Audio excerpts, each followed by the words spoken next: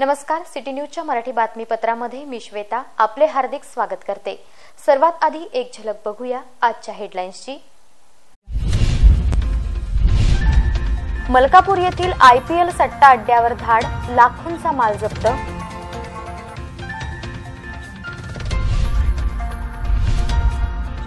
शहरातील सर्व वाहन पार्किंग ठेके रद्द, महापौरांकडून शुल्क वसुली।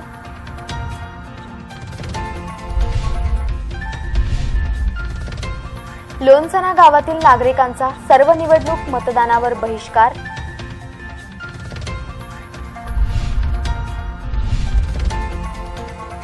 शॉर्ट सर्किटमुळे ट्रकला लागली भीषण आग।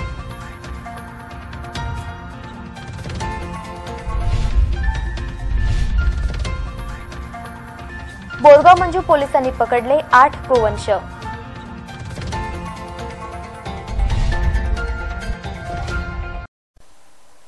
अकोला शहरातील मलकापूर स्थित सनसिटी मधील एका फ्लॅटमध्ये सुरू असलेल्या IPL सट्ट्यावर ATSच्या प्रमुखाने धाड टाकून 5 आरोपींसह लाखोंचा मुद्देमाल जप्त केला। मलकापूर परिसरातील सनसिटी बंगल्यात चेन्नई सुपर किंग्स विरुद्ध किंग्स 11 पंजाब या IPL सामन्यावर क्रिकेट सट्टा खेळणाऱ्यांवर ATCचे प्रमुख सहाय्यक पोलीस निरीक्षक हर्षराज अळसपुरे यांच्या पथकाने छापा टाकला। पोलिसांनी 5 सटोड्यांना ताब्यात घेत त्यांच्याकडून लॅपटॉप, मोबाईल असा मुद्देमाल जप्त केला। ATCचे प्रमुख हर्षराज अळसपुरे यांनी माहितीवरून सनसिटी बंगल्यावर छापा टाकला। बाहेरून कुलूप असलेल्या बंगल्यात कुणी नाही असे भासवले होते, मात्र खात्रीची माहिती असल्याने पोलिसांनी छन्नी हतोड्याने गेटचे कुलूप तोडले। यावेळी पोलिसांनी सट्टा किंग सुधीर कृष्णा सावंत, श्याम हेडा, प्रवीण नारायण अहिर, कौस्तुभ संजय ठाकरे, विनोद कुमार, सजन सिंग कुमार यांना ताब्यात घेतले। बंगल्यातून ते ऑपरेट करीत असलेले 3 लॅपटॉप, LED, 17 मोबाईल, दिल्लीची मशीन, त्याला मोबाईल अटॅच केलेले होते असे साहित्य जप्त केले। दरम्यान सटोडी यांनी सुमारे 200 मोबाईलमध्ये सट्टा खेळण्यासाठी ॲप डाउनलोड करून दिल्याची माहिती आहे। क्रिकेट सट्टा खेळण्याचा पासवर्ड सटोडी यांनी जवळ ठेवला होता। Chennai super Kings versus king 11 Punjab या क्रिकेटच्या सामन्यावर सट्टा चालू असल्याची माहिती आम्हाला मिळाली होती आणि IPLच्या सामन्यांवर सट्टा चालू असल्याची माहिती आम्हाला मिळाली होती। त्यानुसार आम्ही खदान पोलीस स्टेशन हद्दीमध्ये मलकापूर एरियामध्ये रेड केलेली आहे आणि इथे आपण एकूण 5 लोकांना ताब्यात घेतलेला आहे। सर, मुद्देमाल काय आहे? किती मुद्देमाल? भरपूर मुद्देमाल आहे, साधारणतः 4-5 लाखाचा मुद्देमाल आहे आणि मोबाईल्स, कम्प्युटर्स, बाकी सर्व गोष्टी आपण जप्त केलेल्या आहेत। सर, अटक करण्यात आलेल्यांची नावे वगैरे? सुधीर सावंत आणि श्याम हेडा हे त्यामधले मुख्य आरोपी आहे। एकूण 5 लोक आहेत। अकोला शहरातील सर्वच पार्किंगचे ठेके रद्द केल्यानंतरही पार्किंगच्या नावावर वसुली करण्यात येत असल्याचा प्रकार समोर आला आहे। अशाच एका घटनेत चक्क महापौरांना पार्किंग शुल्क मागण्यात आले। या प्रकरणी कारवाई करण्यात येणार आहे।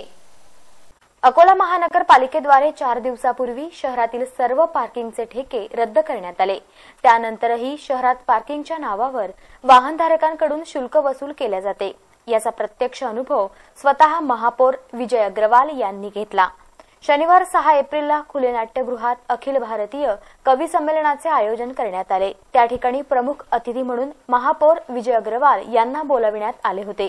उद्घाटनानंतर महापौर जेव्हा बाहेर निघाले तेव्हा त्यांच्या खासगी वाहनावर पार्किंगचे शुल्क लावून पैशांची मागणी करण्यात आली।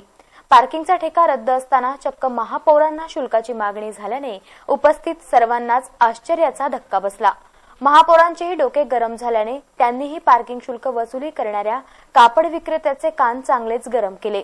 एवढेच नव्हे तर कापड विक्रेत्याच्या दुकानाची झाडाझडती घेत दुकानातून पॉलिथिनचा माल जप्त करण्याचे व दंडात्मक कारवाईचे आदेश दिले।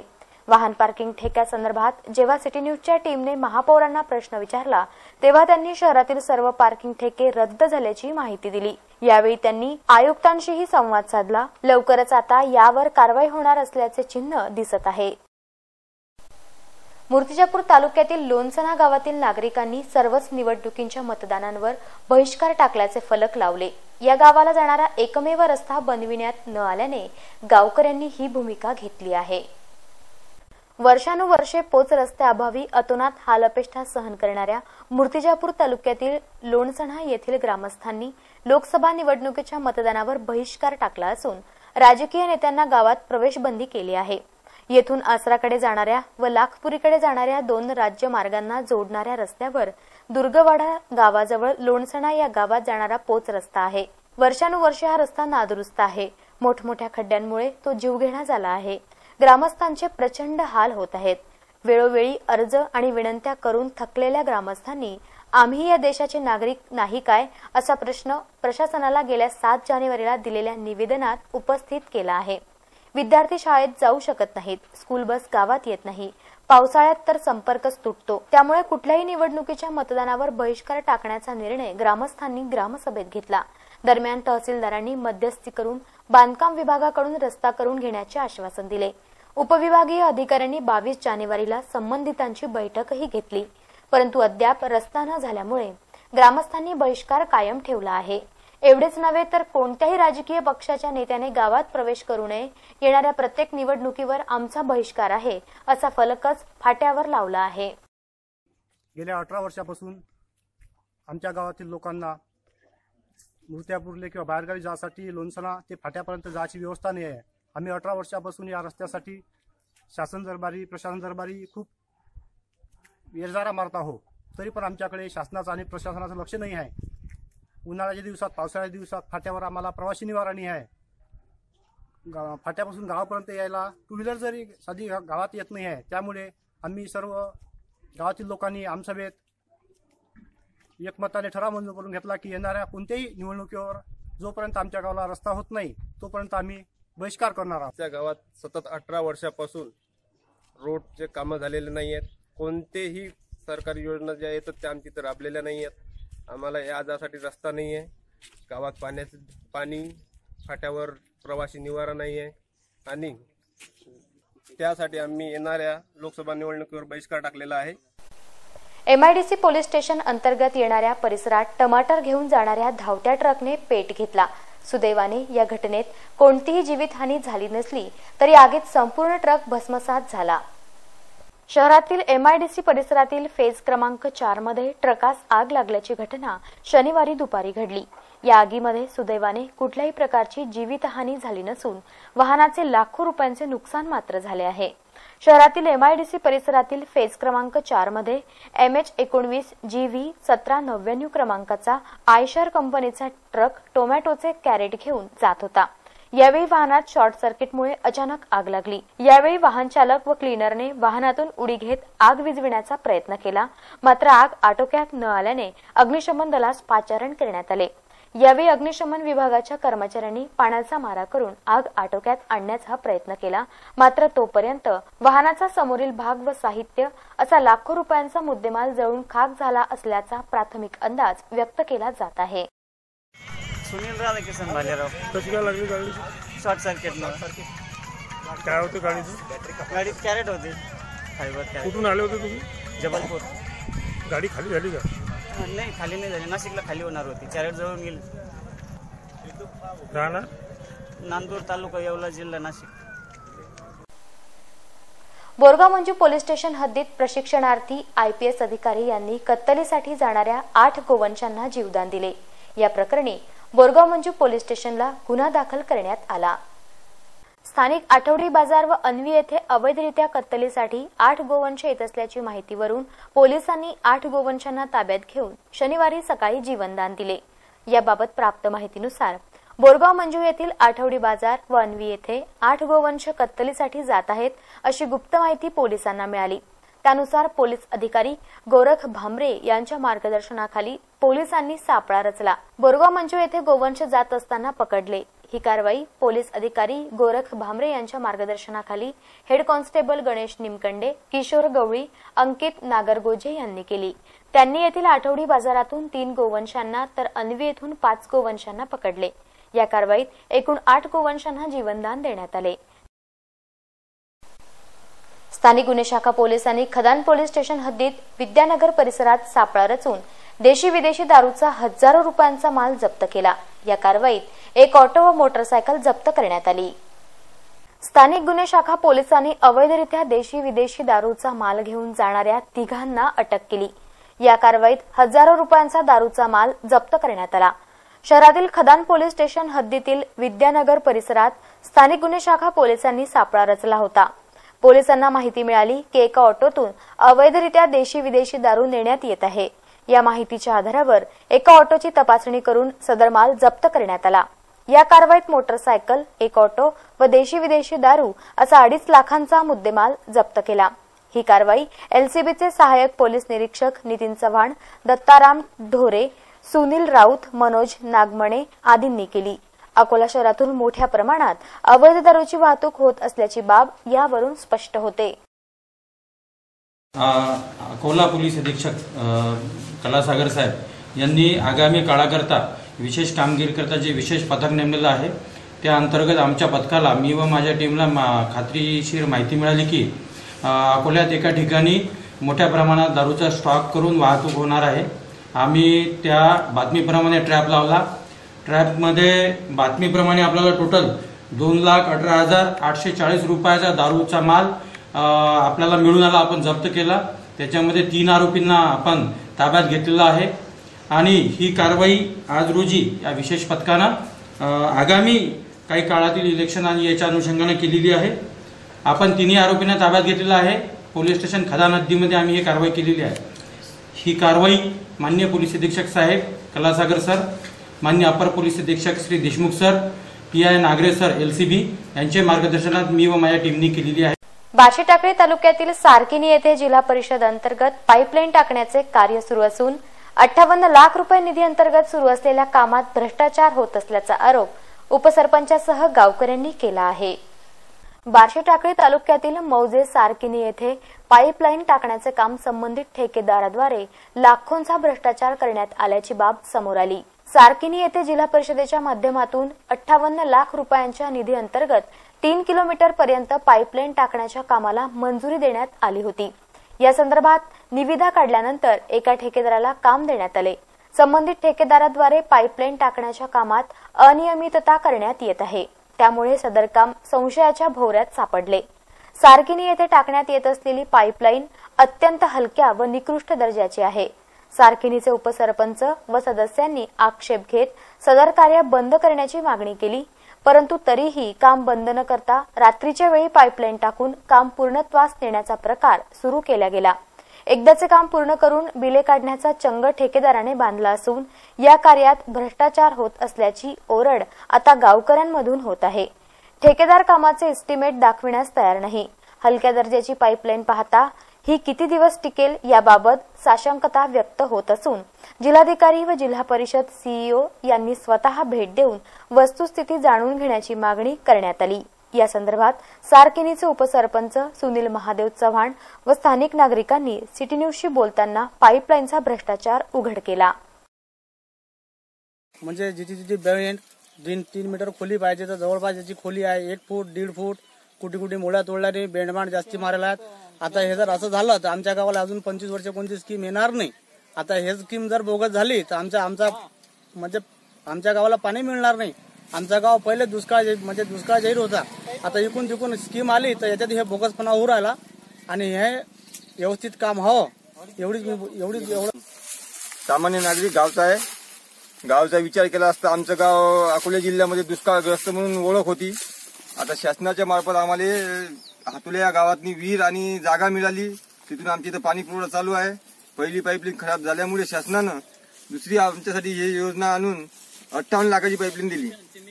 ठेकेदारीच्या आणि गावातल्या काही मजुराच्या जोरावर ते सारे बोगस काम करण्यात येत आहे। कुठं बेंड, कुठं पाईपलाईन अर्धवट, कुठं नाल्यातनी जिथून पूर वाहत येते 1 फूट उंच खोली आहे पाईपलाईनची। पाईपलाईन मध्ये रेती नाही आहे, सिमेंट नाही आहे, साळ्याच्या मुळ्या तशाच ठेवलेल्या आहेत। आणि असं जर झालं तर आमची पाईपलाईन जास्तीत जास्त 6 महिन्याच्या वेळेस टिकू बी शकणार नाही आणि गाव परत आमचं जिल्ह्यातनी दुष्काळग्रस्त यादीत परत जाण्याची शक्यता जास्त आहे आणि शासनाचा निधी संपूर्ण वाया जाण्याच्या मार्गावर आहे। संत झुलेलाल जयंतीनिमित्त अकोला येथील सिंधी कॅम्प परिसरातून भव्य शोभायात्रा काढण्यात आली। या शोभायात्रेत विविध देखावे सादर करण्यात आले होते। स्थानिक झुलेलाल महोत्सव समिती आणि पूज्य सिंधी पंचायत यांच्या संयुक्त विद्यमाने सिंधी समाजाचे नवीन वर्ष अर्थात चेटीचंड तथा भगवान झुलेलाल जयंतीच्या पावन पर्वावर शनिवारी शहरातून शोभायात्रा काढण्यात आली। दरम्यान या महोत्सवानिमित्त विविध सांस्कृतिक व धार्मिक कार्यक्रमांचे आयोजन करण्यात आले होते। झुलेलाल महोत्सव समितीतर्फे या सप्ताहात विविध धार्मिक आणि सांस्कृतिक कार्यक्रम झाले। या उत्सवाची सांगता शनिवारी दुपारी काढण्यात आलेल्या शोभायात्रेने झाली। सदर शोभायात्रेस सिंधी कॅम्प परिसरातून प्रारंभ झाला। स्थानिक संत कंवरराम यांच्या प्रतिमा प्रांगण येथून झुलेलाल व बहिराणे साहिब यांची पूजा अर्चना करून शोभायात्रेस प्रारंभ झाला। सदर शोभायात्रा पक्की खोली, कच्ची खोली, अशोक वाटिका चौक मार्गे निमवाडी स्थित मोरणा नदीत मंगल कलश विसर्जनानंतर शोभायात्रेचा समारोप झाला। यंदाच्या शोभायात्रेत विविध देखावे सादर करण्यात आले। यामध्ये स्वच्छता अभियान, संत कंवरराम मंडळ, संत झुलेलाल, भगवान भोलेशंकर अशा अनेक झाकिया शोभायात्रेचे प्रमुख आकर्षण ठरले। या शोभायात्रेत सिंधी कॅम्प परिसरातून प्रारंभ झाला। या शोभायात्रेत झुलेलाल महोत्सव समितीचे सर्व पदाधिकारी, कार्यकर्ते मोठ्या संख्येने सहभागी झाले होते। या शोभायात्रेत महिला, पुरुष, युवक, युवती व बच्चे कंपनी मोठ्या संख्येने सहभागी झाले होते। दरम्यान शहरातील विविध मार्गांवर शोभायात्रेचे स्वागत करण्यात आले। अनेक ठिकाणी विविध संस्था, संघटनांतर्फे भाविकांसाठी फराळ, पिण्याच्या पाण्याची व्यवस्थाही करण्यात आली होती। झुलेलाल जयंती महोत्सवाच्या यशस्वीतेसाठी समितीचे पदाधिकारी व कार्यकर्त्यांनी प्रयत्न केले। राजस्थानी दिनानिमित्त अकोला येथील ओपन थिएटरमध्ये अखिल भारतीय कवी संमेलनाचे आयोजन करण्यात आले। यामध्ये प्रसिद्ध कवींनी कविता सादर करीत उपस्थितांना मंत्रमुग्ध केले। राजस्थानी दिनानिमित्त राजस्थानी सेवा संघ अकोलाद्वारे खुले नाट्यगृहात अखिल भारतीय कवी संमेलनाचे आयोजन शनिवार 6 एप्रिलला करण्यात आले। या अखिल भारतीय कवी संमेलनात जयपूरचे कवी अशोक चारण यांनी वीर रस, मुंबईच्या दिनेश बावरा यांनी हास्यव्यंग, आग्राच्या श्रीमती रुची चतुर्वेदी यांनी गीत, फिरोजाबादच्या हाशिम फिरोजाबादी यांनी हास्यव्यंग, मुंबईच्या मुकेश गौतम यांनी हास्यव्यंग सादर केले। अकोला येथील प्रसिद्ध हास्यकवी घनश्याम अग्रवाल यांनी कार्यक्रमाचे संयोजन केले। या अखिल भारतीय कवी संमेलनात प्रसिद्ध कवींनी आपल्या एकाहून एक कविता सादर करीत उपस्थितांना मंत्रमुग्ध केले। यावेळी शहरातील मान्यवर मंडळी मोठ्या संख्येने उपस्थित होती। पाहूया कवी संमेलनाची एक झलक। नवदीप लिखूं, नवरीत लिखूं, नवभोर लिखूं, नव वर्ष तुझे, नव छंद लिखूं, नव बंध लिखूं, मन डोर लिखूं। ट्रेन में अपन बर्थ पर सोया हुआ था, नीचे दो खूबसूरत लड़कियां बैठी हुई आपस में बात कर रही थी। पहली लड़की दूसरी लड़की से बोली, तू कैसे लड़के से शादी करेगी? दूसरी बोली, कम से कम 200 करोड़ का आदमी होना चाहिए। वो बोली 200 करोड़ वाला नहीं मिला तो? ये बोली कम से कम 100 करोड़ वाला होना चाहिए। वो बोली 100 करोड़ वाला भी नहीं मिला तो? लड़का अकोला का था, अपर बर्थ से नीचे जंप करके आया। बोले मैडम, जब आपका बजट 25 लाख पाएगा तो बता देना। लोकसभा निवडणुकीत आचारसंहिता उल्लंघनाचे प्रमाण वाढत चालले आहे। आचारसंहिता भंग केल्याप्रकरणी तिघांविरुद्ध निवडणूक विभागाने गुन्हा दाखल केला। लोकसभा निवडणुकीच्या अनुषंगाने आचारसंहिता लागू झाल्यापासून जिल्हाभरात आचारसंहिता भंगाचे 3 गुन्हे दाखल करण्यात आले आहेत। या अंतर्गत संबंधितांवर आचारसंहितेच्या गुन्हे दाखल करण्यात आले आहेत। 18 एप्रिल रोजी होऊ घातलेल्या लोकसभा निवडणुकीच्या अनुषंगाने जिल्ह्यात कायदा व सुव्यवस्था अबाधित राहावी याकरिता जिल्हा प्रशासन व पोलीस प्रशासनाच्या वतीने पुढाकार घेण्यात येत आहे। त्या अनुषंगाने आदर्श आचारसंहिता अंमलबजावणी समितीच्या वतीने विविध पथकाचे गठन करण्यात आले आहे। या पथकाच्या माध्यमातून आदर्श आचारसंहितेची अंमलबजावणी करण्यात येत असून आचारसंहिता भंग करणाऱ्यांवर गुन्हे दाखल करण्यात आले। यामध्ये प्रचार रथावर क्षमतेपेक्षा अधिक होर्डिंगची साईज लावल्याने भारतीय जनता पार्टीचे ग्रामीण जिल्हाध्यक्ष तेजराव थोरात व वाहन चालकांवर 29 मार्च रोजी आपातापा येथे विनापरवानगी सभा घेतल्याने काँग्रेसचे रवी शिंदे यांच्या विरुद्ध महाराष्ट्र पोलीस अधिनियम 135, भारतीय दंडविधानच्या कलम 118 अन्वये गुन्हा नोंदवला आहे। तसेच आलेगावचे ग्रामविकास अधिकारी गजानन वावगे यांच्या विरुद्धही आचारसंहिता भंग केल्याचा गुन्हा दाखल करण्यात आला आहे। या संदर्भातील अहवाल विभागीय आयुक्त, उपजिल्हा निवडणूक अधिकारी यांना सादर करण्यात आला आहे। एक नजर टाकूया आजचा सुविचार हेल्थ टिप्स आणि ब्युटी टिप्सवर.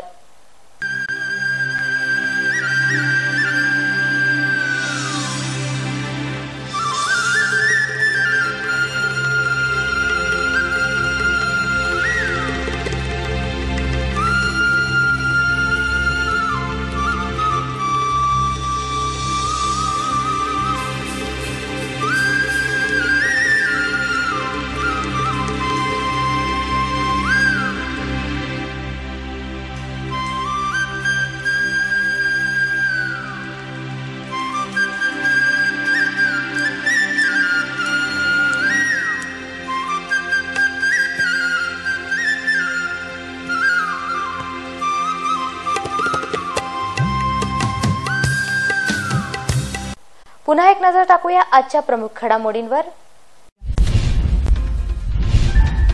मलकापूर येथील IPL सट्टा अड्ड्यावर धाड, लाखोंचा माल जप्त.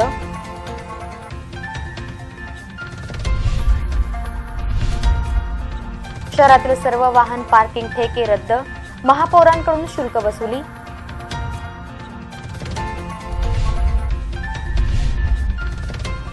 लोणसना गावातील नागरिकांचा सर्व निवडणूक मतदानावर बहिष्कार.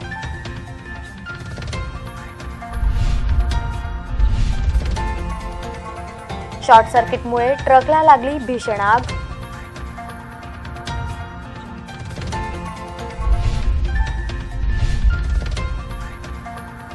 बोरगाव मंजू पोलिसांनी पकडले 8 गोवंश.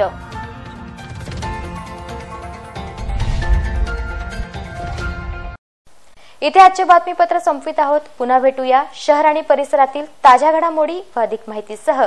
नमस्कार.